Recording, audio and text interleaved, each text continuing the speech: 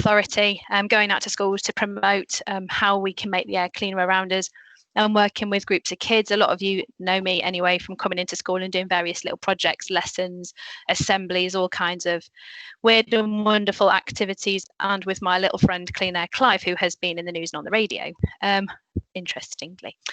So recently, because of everything that's been happening with COVID, we have found that there has been an increase in the number of people that are... Oh, hang on a minute, I can hear myself talk. Is that meant to happen, Lee?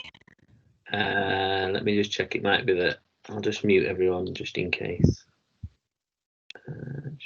Is this just you on your own, Danny, this one? So Katie's going to join in as well. Okay, that's fine. Yeah, everyone else should be muted now, so it should be okay. Oh, that's better.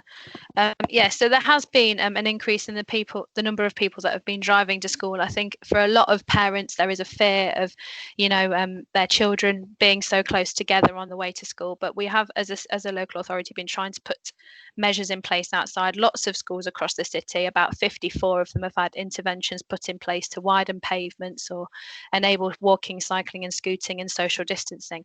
But one of the initiatives that I want to talk to you about is something called parking and striding, which I'm sure a lot of you are aware of. Is anybody just shout now? Oh, hang on a minute. Can we shout? If you don't know what parking and striding is, does anyone want to have a shout? Anyone? I can't see hands raised because I can only see my presentation. No hands raised at the moment, Danny. No. Brilliant, fantastic. So everyone knows what I'm talking about. So obviously, I'm presuming everyone has a multitude of different ways that their children of their schools get to them. So lots of kids cycle, scoot, get the bus, come by car. And we are finding that the majority of schools, especially ones with quite a small catchment, about 80% of kids are walking, but there are an awful lot of cars out there, as we've already mentioned. So I'm going to skip there.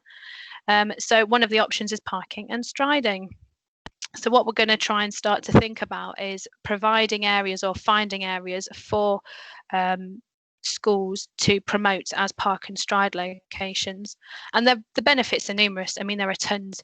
You get more exercise, you improve air quality. I don't even need to tell you these ones because it's stuff that we already know already, but it's stuff that I think we need to remind ourselves of, especially at this time. And there is also that huge benefit of, if you are walking to school and we are clearing the area outside of school of cars, there's more space for social distancing, which is super important at the moment. So possible park and stride locations. There are tons of different areas around schools that could be considered to be park and stride sites if we just approach these places in the right way with the right resources and support from ourselves. So you could have local businesses, places of worship, supermarkets, all different kinds of shops. Parks and green spaces often have car parks that aren't used during the school time, so they could be an option. And then there's local leisure centres and neighbourhoods. Katie, have I forgotten anything already that you'd like to add? Because you've been very quiet. No, I think that's it really. Danny will kind of touch on it a bit, the resources we're putting together to support schools. But if you need any help getting in touch with these organisations with car parks, we've got template letters that we can give you to send to them, just explaining what the school's trying to do and why you'd like to try and request their car park, and details around sort of needed risk assessments or kind of public liability insurance, so we can support you contacting these car parks if need be. Fantastic. And so Katie's already mentioned that we have resources that are being put to help schools find these park and stride locations. At the minute, we're working with public health to identify a lot of the leisure centres and neighbourhood centres and LCC owned businesses and sites that might be able to offer their car parking spaces, and hopefully with a little bit of public health backing there might be a little bit more clout for us to be able to ensure that we can use these car parking spaces.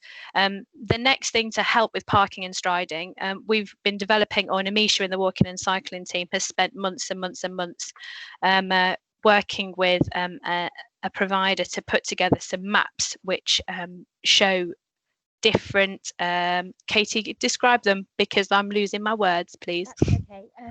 Yeah, the plan, this was before COVID, was to create a walking map for every single primary school in the city, highlighting where there are park and stride locations available to them, and also highlighting kind of crossing points for families to use ideally, and also how long it actually takes families to walk from the different kind of nearby roads. So you can see on the map on the screen, the purple line outlines what a 5-minute walking journey would take you from, 10-minute, 15-minute. Because we find some families kind of overestimate how long it would actually take to walk to school, which is why they opt for the car. So we're hoping these maps will give a bit more clarity, and actually it can take you less time to walk or cycle to school than you'd think.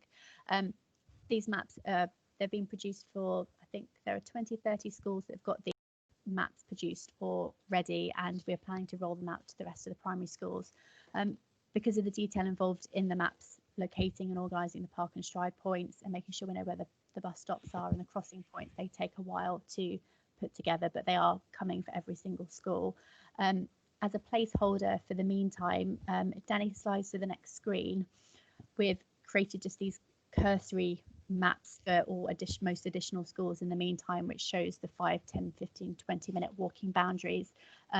They're lacking the park and stride locations on them at the moment because they still need to be mapped, and that will take a bit of time. So yeah, we are working through the first set of maps, but in the meantime, schools can have and should have this kind of placeholder map.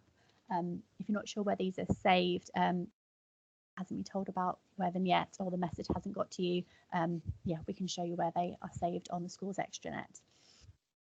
That's fantastic, Katie. Thank you for saving me there. So yeah, as Katie mentioned, we've got lots of things that are coming soon. We're going to be developing a web page that's dedicated to Park and Stride, that's going to be on the school's extranet, and that's going to be the house or the home for all of the resources that Katie's mentioned. So things like letter templates to send to businesses, Park and Stride badges, or on people's dashboards, so that the businesses are aware that we're parking and striding today, and you know, they won't get well, there's just kind of like some kind of agreement that they're allowed to be there. There are also going to be, there's like how to set stride locations with guidance from Living Streets, and some other bits and pieces as well. There's also going to be some examples of posters and things that other schools have made, some example copy for websites, newsletters, social media, that kind of thing as well. And then there's a few things that we'd like to know from you, really.